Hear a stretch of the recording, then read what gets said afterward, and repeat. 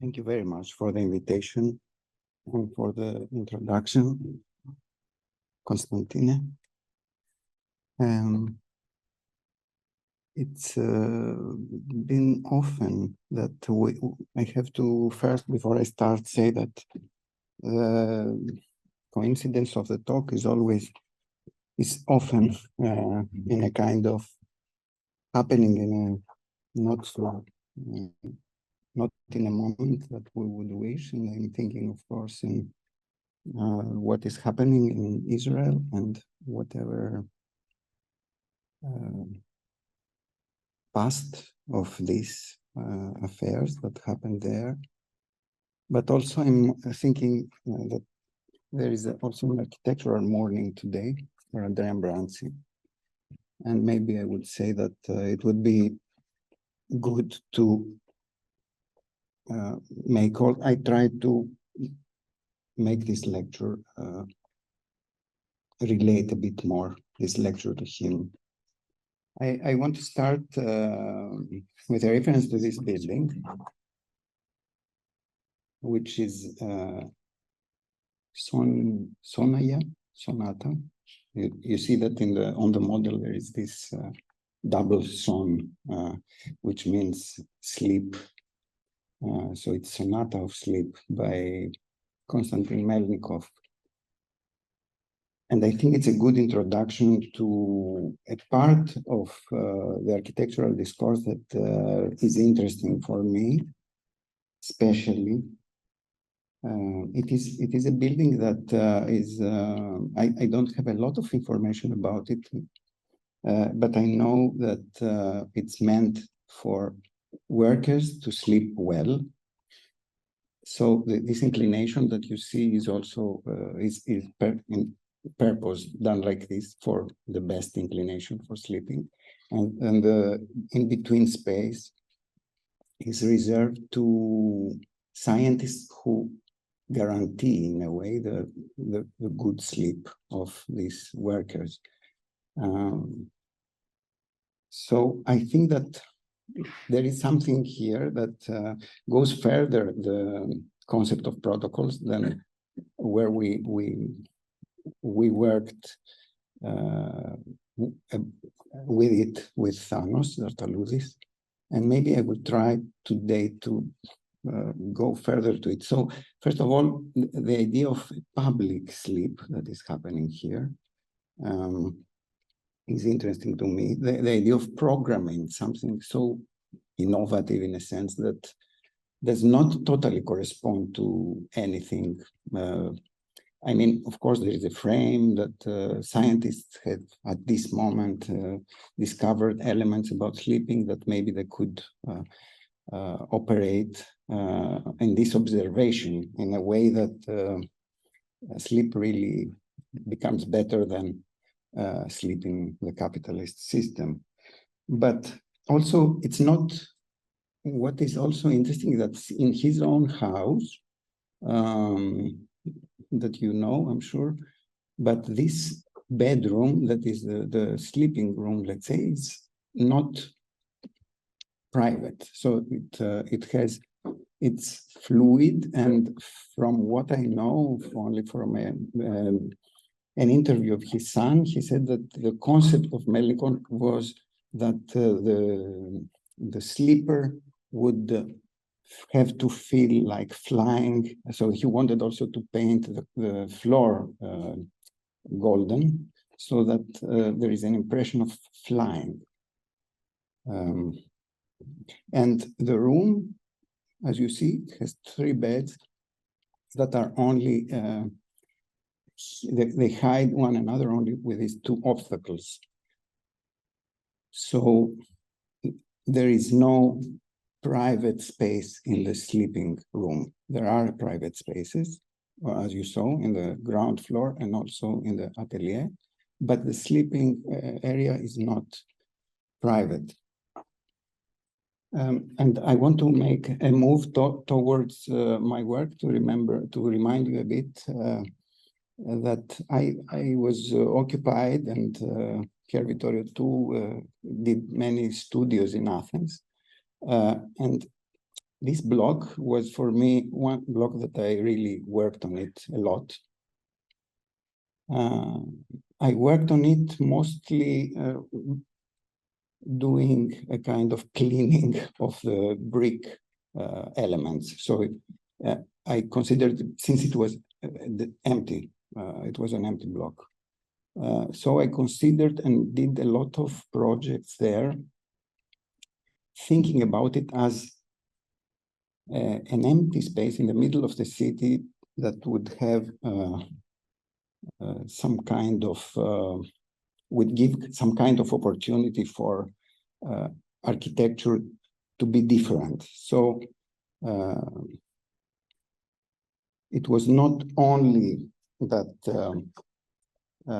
there was a kind of landscape of an empty thing, but also that we could imagine already something like a space differentiated in two categories, a category of withdrawal and a category of meeting, let's say, environment for meetings. So, of course, I was imagining a reading of Stop City at this perspective. And of course, I was thinking about Stop City by Dogma, which was a kind of new, a production of imagination about a space that was to happen, or I had in mind the transformations that were happening at these days in this frame by Lacaton and Vassal. And I think that this block that was for me, I named it like this, the empty university and the sleeping area, as giving also this dichotomy a name, was trying to see what happens if there is an implosion, let's say, of an empty space inside an existing city. So what happens if we conceive this emptiness coming from an existing setting because of its decline? So it was a landscape that had, for me, two very important characteristics. The one was that it was in a way ruined, and the second that it created a generic character that was related to scenography. And I tried to think what will happen if we could imagine an investigation, an addition of things after this, let's say, first emptying, and what could we expect for something, for a new thing to arise from such an area. So there is not only a question of dealing with something like broken communities, but I wanted to say that from the beginning, I had in mind, and this is part of my early work, it's more evident than now, that there was also an issue about self, what the changes of what the Western self was about. So I had, from very early on, three keys for entering the question of self that I can give you now after some shows where I have already exposed these three fragments of texts.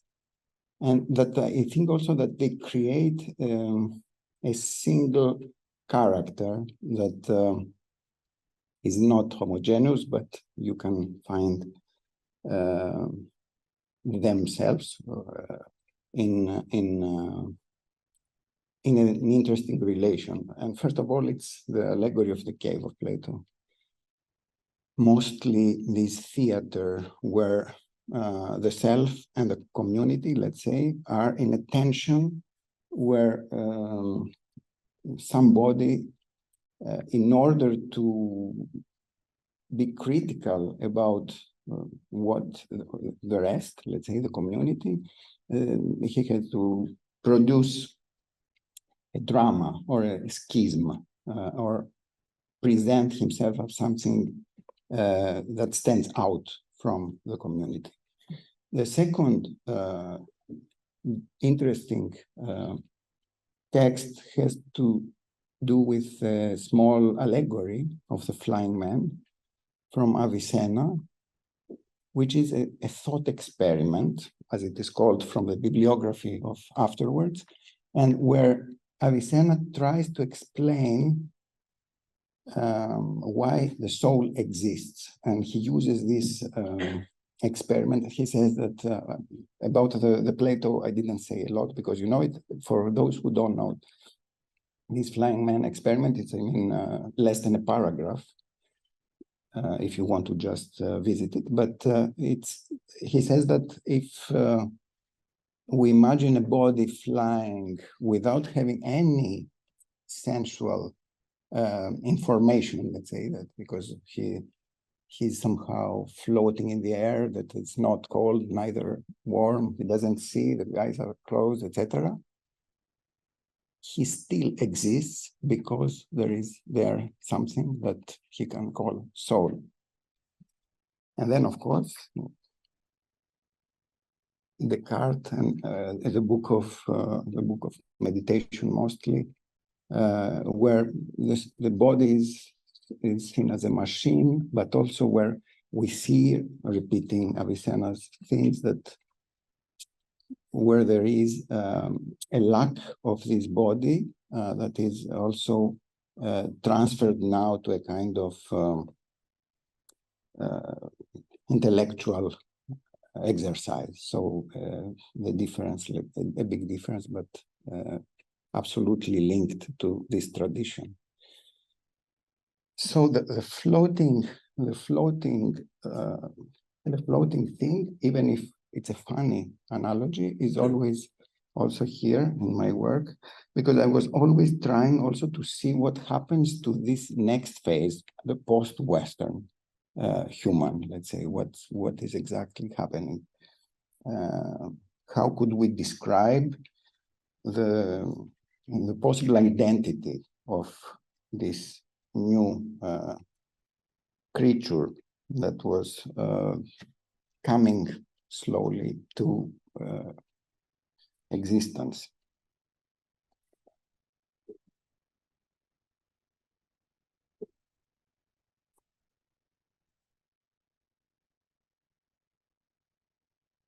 So for me, the juxtaposition of bed and the landscape took this emblematic form that was, in a sense, provocative, but also related to a kind of lack of interconnection between the beds that was due to the hyper connection. And the past of these works, of course, led to this project that I will not show today very much, but it had to deal with this reading by Zizek in this work of The House for Doing Nothing. I think also that the works that I did constructed are not different from the ones I constructed. So I will enter the things that I did in an homogeneous way. There was an interest that I accepted this, let's say, there was an interest for creating some of these creatures of mine, and I wanted to react to this in a sense. So I tried to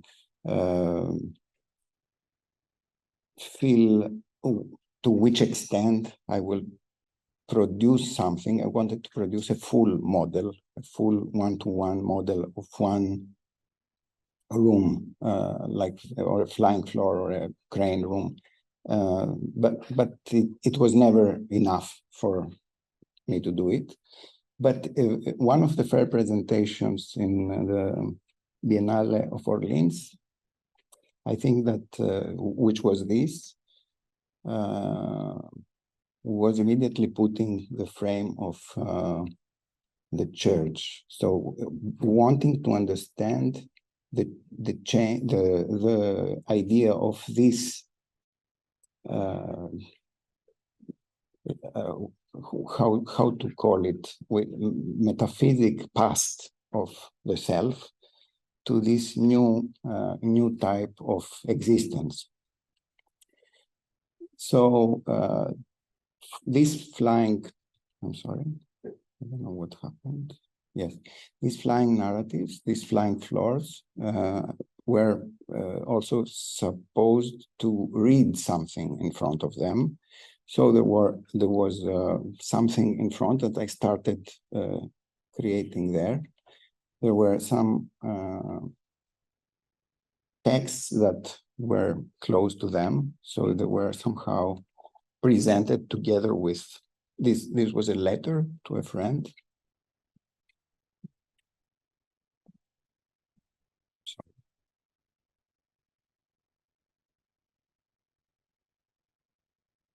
Just finish. Okay. So this was in Korea that Konstantinos mentioned. So there were texts alone scrolling, or texts that were presented on videos that I did that were including some. So I will move it because it's too long, but to show you a bit.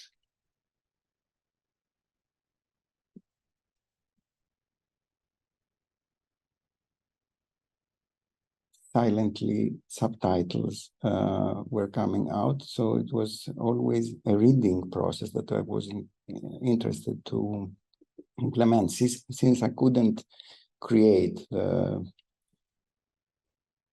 construction I wanted per se, and I was dealing with a representation of what it would be.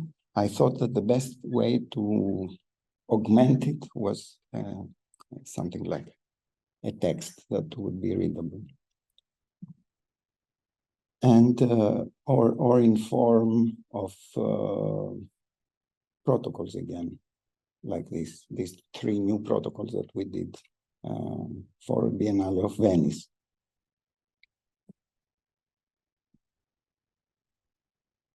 These tents, the inverted tents, were always addressing this other area for which I would like to more speak today, which is this system of other elements that create a meeting, let's say, a meeting configuration. Oh, I hope we will not have some problems because I'm very bad with this. No.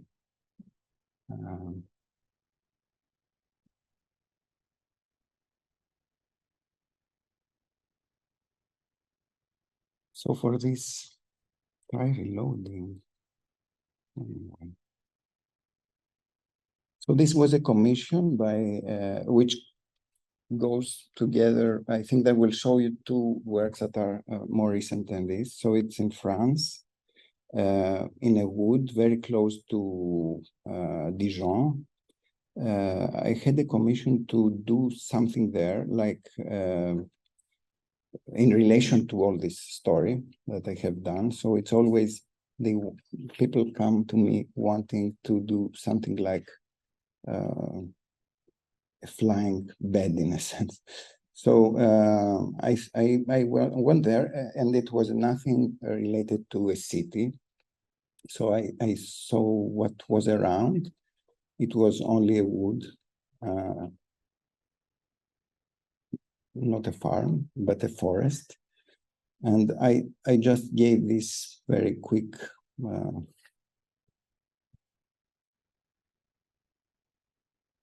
and Here there's another drawing, but it's not visible. It was three people.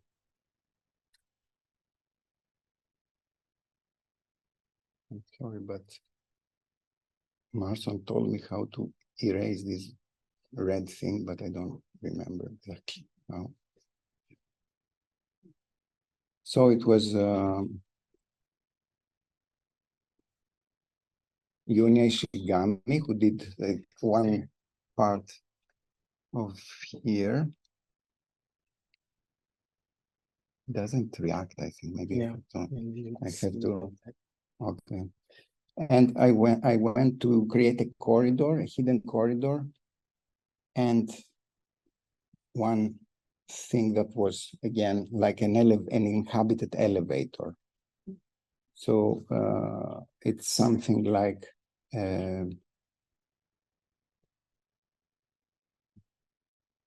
this long corridor that is hidden with a view to the ground itself, and there are three levels. The one is the corridor's level, which has some closed rooms, a big kitchen area, and a double room. And the bed is the elevator, which connects all these different areas of the house. So we don't see it here, but it's coming, let's say, in this direction.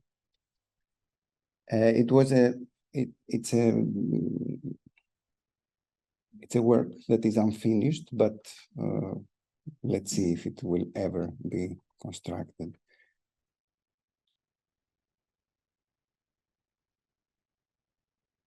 I think there is one more. I hope that this could show better.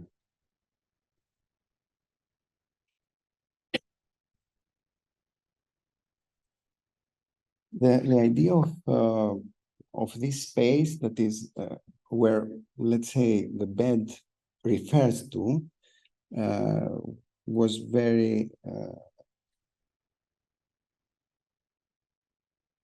inspired or thought together with the work of Archizuma Associati.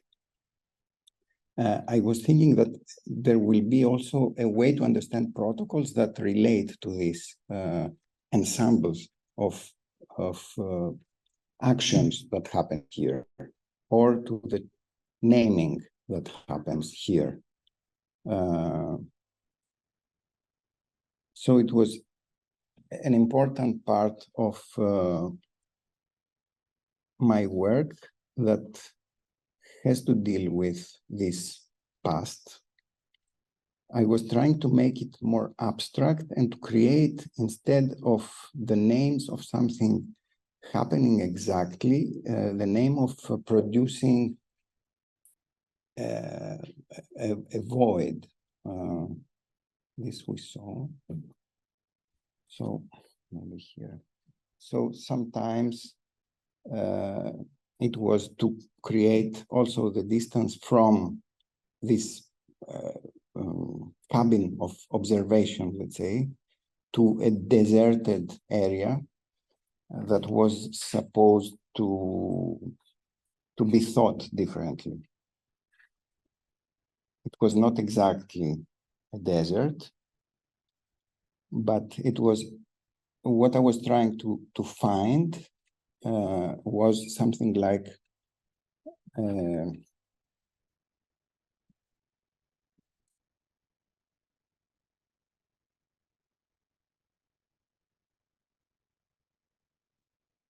will not have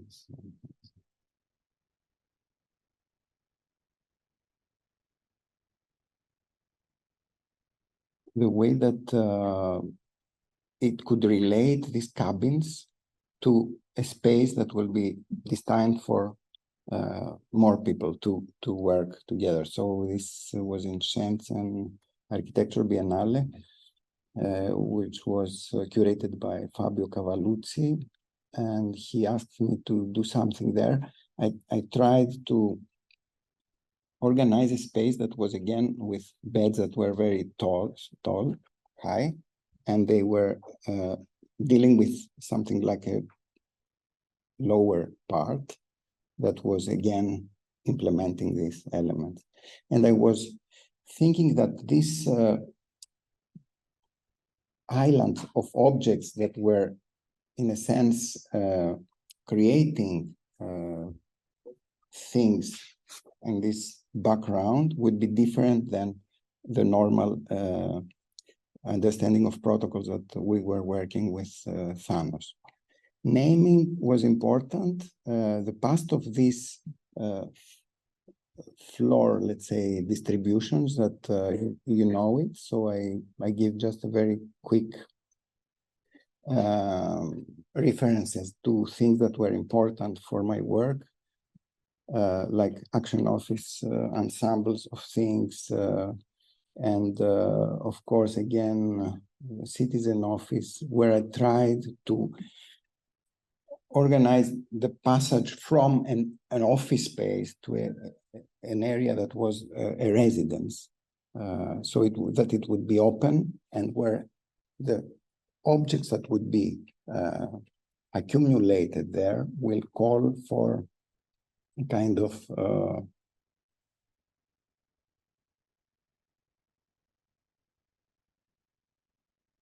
they would invite a certain type of life around them. It was always dispersed objects. In the beginning, I tried working with these names that you see here. Again, I hope it will work.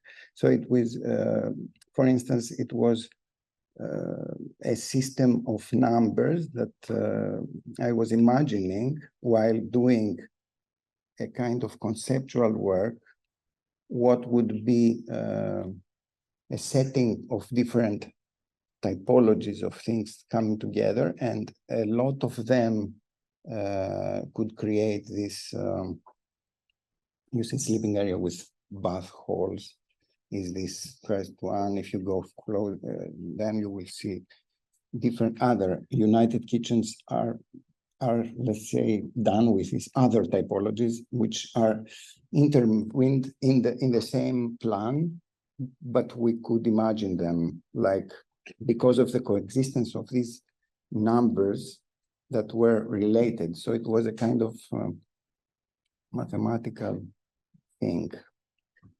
Or I had in mind, of course, the name worshippers, and I was trying to work. The mathematicians would do set theory in Russia, and I was trying to deal with a system of numbers that would name situations that would create something abstract, but that it would be finally not so abstract. It will be. So these were something like names that would have to, it was an example of different typologies of meetings that could have to find a way to spread in these empty spaces. And I give you some examples here because they have, except the names, beside of the names, further than the names, I try to organize also the settings that could correspond. And a headphone lab, there are always settings that are creating an empty frame. So there are something like frames for different things to happen. So we don't know what this headphone lounge, what people hear, but they sit together. Or this is created in Athens, structure of revenge, because of Athens revenging the crisis. But it was a disposition corridor, a thing where people could put everyday change. It's a temporary show, let's say, for every day.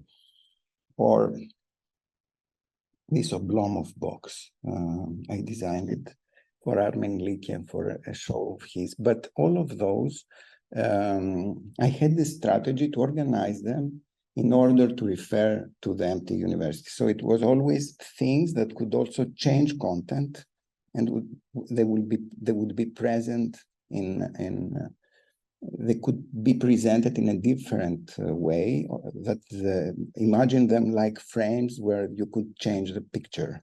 So this is again for Armin, but you could do it differently. Or this empty university in Documenta in Kassel. Again, the sleeping. They were really sleeping. This was a space that was, I thought that in this big organization, always we are very tired and people would really like to sleep. So, and it's true, a lot of people slept there. And it was, I was called to do this work in relation to Dmitry Prigov, the poet, the Russian poet, who wrote one poem every day about revolution. So it was that you could hear the poems and sleep while so it was a kind of continuation of his work. I go quickly. Another thing, I exposed once I exposed empty vitrines for a show, which was also interesting for me. It was something like showing them, and I also think that in this kind of empty university, you would have always empty elements, but I find it interesting to work with it. I go very quickly. Books and captions and projections of screenings, audio things that one could listen to. And this led also to a kind of organization of all this material, to a system of that I call the infrastructure village, because it could be also seen like a system of juxtaposed different functions happening in these curtains that would mean that it's not exactly open, but nor closed. And I did also these curtains for a solo show for the House for Doing Nothing in France. Also, a narrative coordination of the part. I did a lot of theater script where instead of writing the theater, I was writing what was happening inside, and everything was looping inside. So it was, this was the setting, but for instance, this is one that I also published, that's the Room of the Western Man, where you can see that every corner of it is destined to a loop that one could see. So I tried also to make an exemplary, how to call it, something like an example of how an empty university could filled, or when I was working in HKW, it was a show by Ansel Franke and Dietrichsen, Love and Ethnology. I was always thinking again how this would be implemented in the way of the empty university. So it's a way of dealing with something, but having in mind something bigger that I always use in the work. And you see that the way that I would think about how to differently show something in the frame of this show, for instance, is very similar to how one could curate the common life, let's say, inside. Of course, we miss some very important fact, which is who will be the curator. And I think that is the most important question. Everybody asks this question. But I think that all my work is about this question. So it's something that I think that there is, this question is very important to continue with it. It's a question that we need to ask ourselves, because I think that maybe this is one way to find how. So this is a diagram for showing you my strategy, but also it's something that goes further than this. You see, from A alpha to omega, but also you can have a second part which you go to the show, let's say, from alpha 1 to alpha 2. But finally, there is another direction where you want to send the result. And I think that I tried also to work in a project for this. It's one of the 3 protocols that I did for the last Biennale, which is it's called the industry of the everyday. And it is about a washing machine city center, where I thought that we could somehow find a way to create a spectacle, a theater, out of what normally is considered as something that you hide in your house. That is the worst part, where you don't show it. How this could happen to become something like an outside element that could really create an interesting theatricality in the city. Also, we know that we bought, all of us, washing machines to have 1,000 in every block, let's say, while we could have much less. And why not think also the robotics? I thought about this project after a question by CCA who asked me about to create a robotic house. I say, I prefer to create a robotic city center. Could you accept it? They say, no, but we will pay you and we will not include it. So I showed it in the Biennale. But I think that it's interesting to think that we tend to imagine the house as a very enclosed environment where we have to think everything like being included and delimited in it. And I think that the most interesting thing is how this could explode in a different way. So the yards of protocols, yes, I put this slide just to remind myself how it's something between withdrawal and gathering. And I wanted to, this is the last part of the presentation, to go with a very small introduction I will do with my island works. I had an island studio in the hub. Here I have to move this so that you see that. So there were people working on desert islands. They were trying to think about a very elementary life, let's say, there, but also imagine that there is enough infrastructure to have everything they want in this desert, to have it as a research, let's say, yes, field. And this is one of the works that they did, where you see that the bed zone, for instance, the bed zone is the most long, that they have enough space for having, and then we have a kind of bath zone and then a kitchen zone, and this is the table going, and there is, let's say, a path connecting tables. And so it goes again in a kind of mathematical way. And they were doing also the works of very elementary things that could be interconnected in a new way. This is a part of another project in the past, but again, it brings, it is all done by diptychs, and it was about a text by the anarchist group Tikkun. But here, this is called the prison island. And I was thinking about this imaginary of the island that is always on the web, and that it can capture people around it as if they are in a total freedom. Again, I had this, the screen wall house.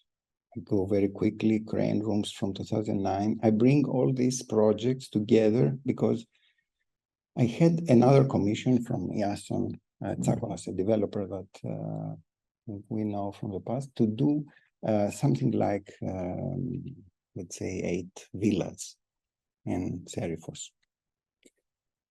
So I replied with, it was an amazing space in Sifnos.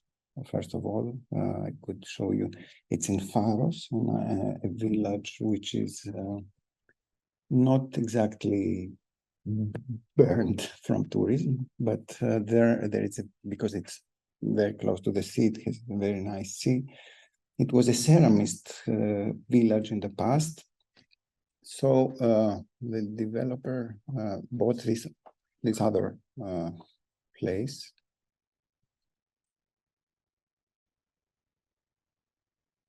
Ah, yes, I did it. So he bought the upper circle. If you go closer to this upper circle, you will see something amazing. First of all, you see that it belongs to a category of dry walls that are, let's say, preparing something. And this is the top of, so it could see everything around. So this was the thing. And I felt that it's a very big sin to deal with it. And I tried to organize a strategy. Of course, it was a competition. It was a competition with Iris Mateus and the Bow Wow. They did villas. What I did, I thought again, because I always have a repository of projects of the past that I recycle in a sense. So this is another project of mine, very old one. But these long walls that were creating something like a house, I thought, and also, again, let's think with beds. So I thought that maybe I could do something that would not be a house, not a villa, but could be called something like a hotel or something like a system of yards, because I wouldn't also go for separating the rooms exactly. I tried to organize more, I don't know how to call it, more in a more complex way, the manner with which areas could be seen as ensembles, yards in a sense. I put, it's all invisible, so it's all inside this wall system. And I also create some, some imagery that I knew that would not be very corporate or so I think that in a way it was a suicide in terms of going to the competition, but I found it interesting, and I think I wanted just to tell you that after a competition, I start working on it, and this is the field that I'm working now. The yards of protocols that I have in the title are related to these yards, and I wanted to create something that would be thought together with the village of Faros, so that there is a kind of symmetry between things that will happen in both places, and where it will be something like a circular movement of goods, people, and also exchange of places. So something like a different type of protocols that are not in the city, but that could also care for the wall, the dry walls, which also, we had these floods in Greece, and the dry walls are really protecting the land from this. And also they could, they can have a very, let's say, interesting impact to the landscape around. And so how to do this, how to transform this alpha omega system in order to have pleasure, but also do something for the good of everybody. That's it. Thank you very much.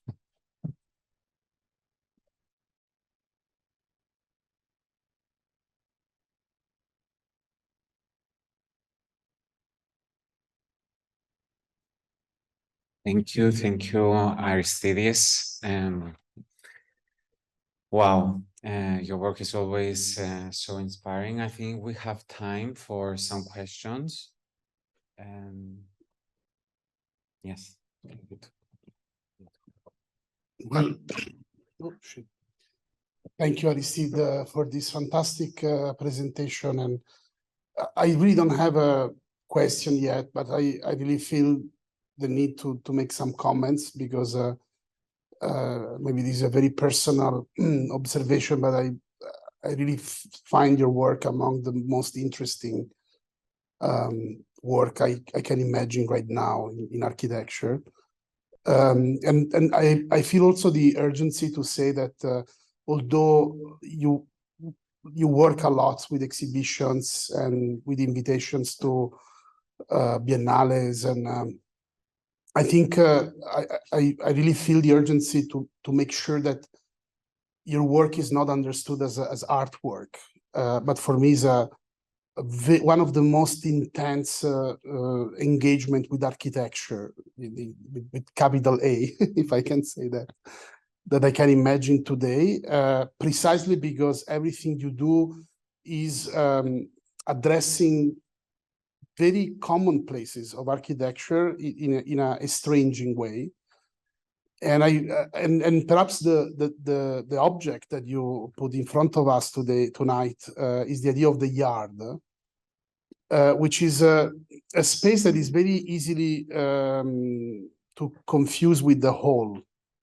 For example, right now we are in a hall, and usually halls are designed to create this very intense directional spaces where there is maybe an exhibition, or maybe there is a lecture, or there is a class, or there is a gathering, and the whole really historically serves to crystallize these programs. The yards, on the contrary, is a space where you always have 2 or 3 or 4 or even 5 different activities taking place at the same time.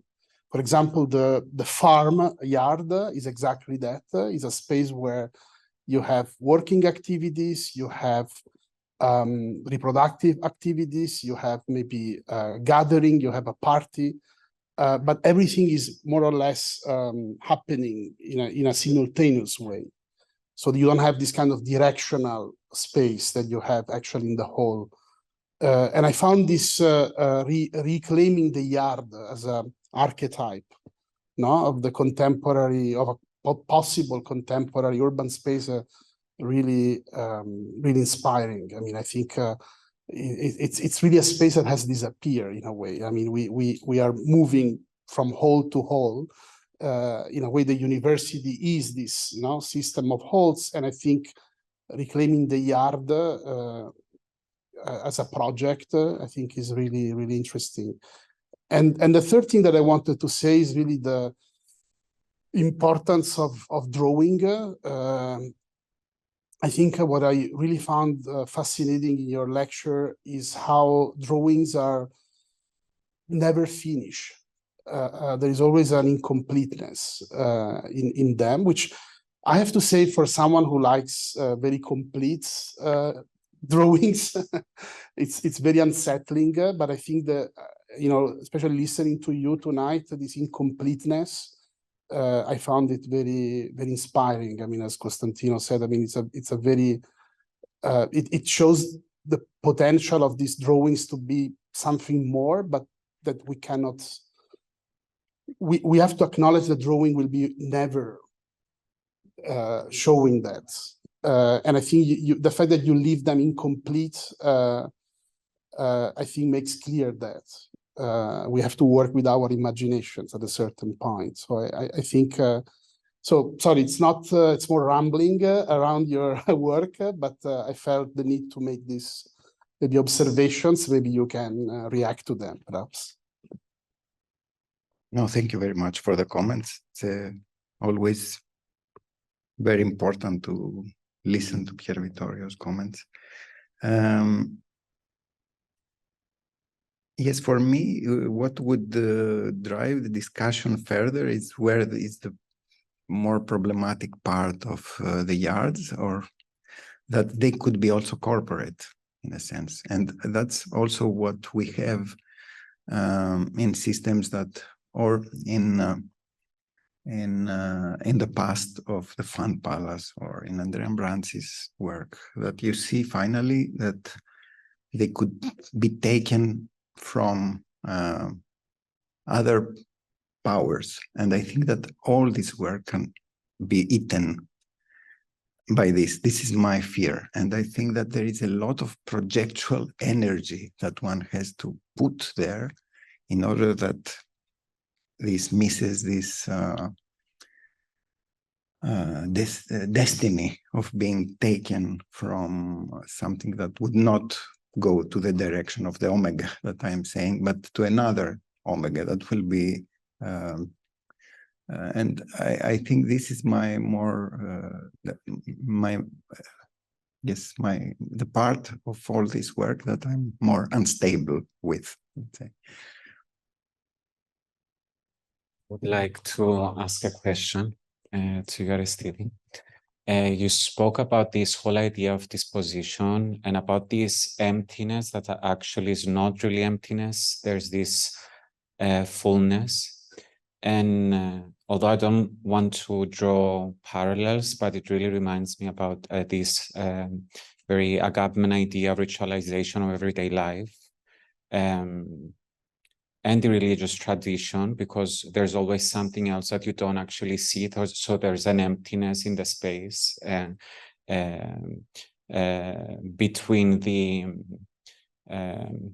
person who inhabits a space and then the tracing of it through this series of protocols. Could you speak to us a bit more about this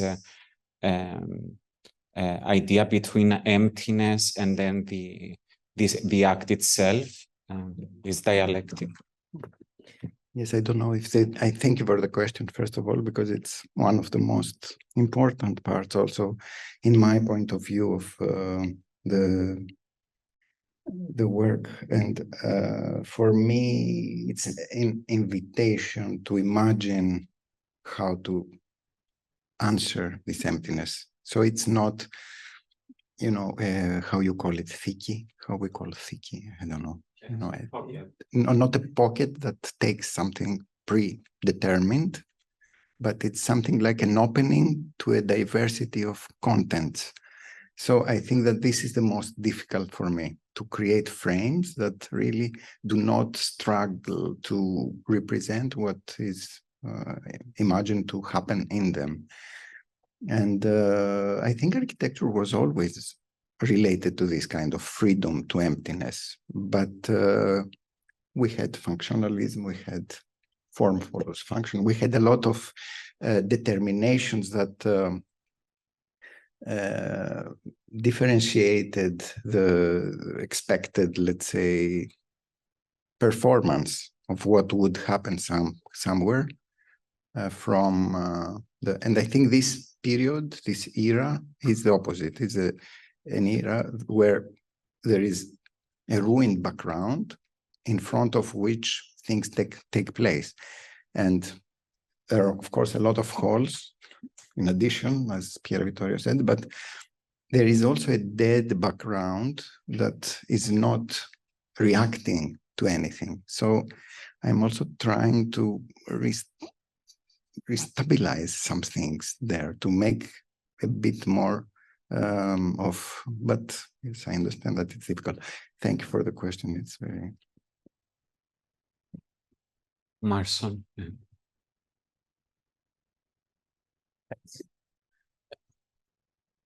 Thank you, Aristide, for the great lecture. I would say that I mean, for us, being also very critical, let's say, having also a very critical approach to domestic space work, on the contrary, is like, my comment would be simply, wow. I mean, it's like amazing to see all your drawings together.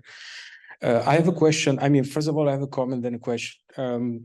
I think that your work represents, especially for my generation of those so-called precarious architects, a very important, let's say, it's a symbolic role, especially considering the fact that how you use this idea of the protocols, that somehow, that it's not about the drawing as such only, it's also about trying to find a way to implement this and also to deviate a bit the role of the architect also in thinking something that it's more theoretical. So here the relation between the text and the project, the drawing becomes very important.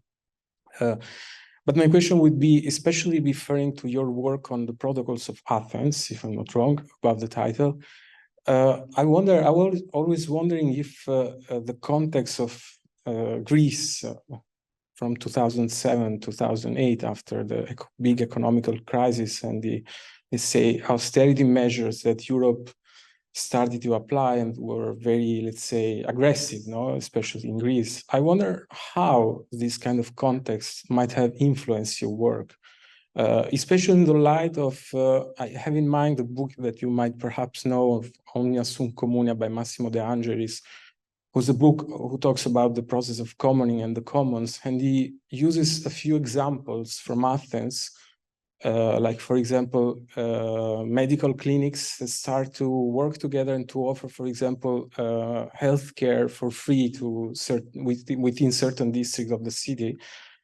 So the question would be even more precise if we consider these examples. So how did this context, or was this context, let's say, influential for your work in general, or for the one of protocols especially? Thanks, Marcin, for the question. Also, it's important because we speak about the background as if it's something generic, but it's always specific. And yes, I wanted to. Yes, I think that to give you a quick answer to this deep question, I would say that emptiness has changed. It was more promising then, I believe. It also goes to the direction of what I was answering to Pier Vittorio before. Now it's a booming Airbnb city, so it's where we could invest. It's profitable not to invest now.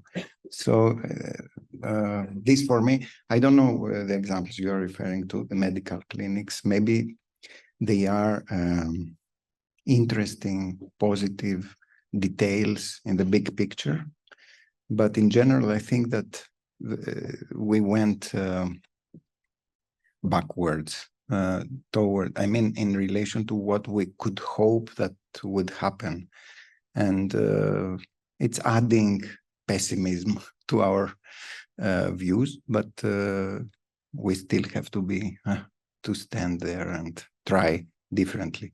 So that's my answer in general. So first of all, thank you very much for the great moment you gave us with your presentation, with your lecture.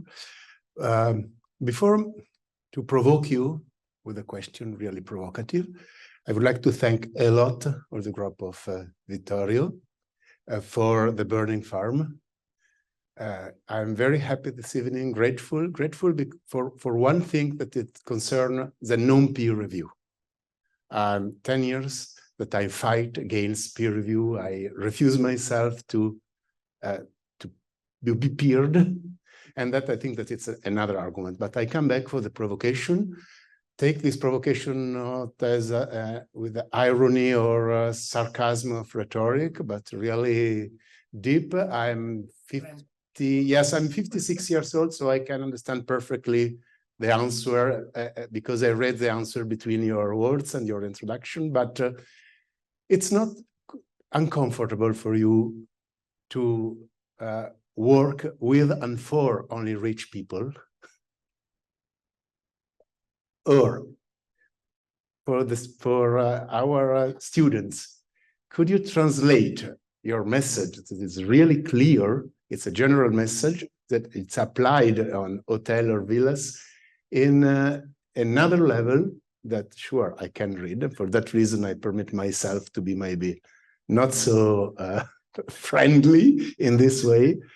But how can you translate your incredible approach to interior space, to domestic landscape, in a more general terms that nowadays in Greece, after the 2006-2007, we have to teach to young generation to take in account or take care to. So I will not be unfriendly, sure, but we're all friends here, so I don't have any problem with rich people, but I don't understand why I work for them, because I told you that you know, the first example that I showed you is in France, and it's directed by an art institution that is working with the municipality, so it's sympathetic people. And the second that I showed you, it was an auto-catastrophic moment where I decided not to do villas, but to do this hotel that it's not a hotel, but it's an example that would have to introduce also the village. So I have to work much more now to think how the village could be included in this. So I told you that I went the opposite direction than the brief. So I don't think I have to answer the question because I don't understand it. I don't work for rich people. I work for either friends or I dream about brotherhood of men who, you know, I don't know. Was exactly Yeah. what I was waiting for. Okay. well, thank you very much, Aristide, for this beautiful lecture.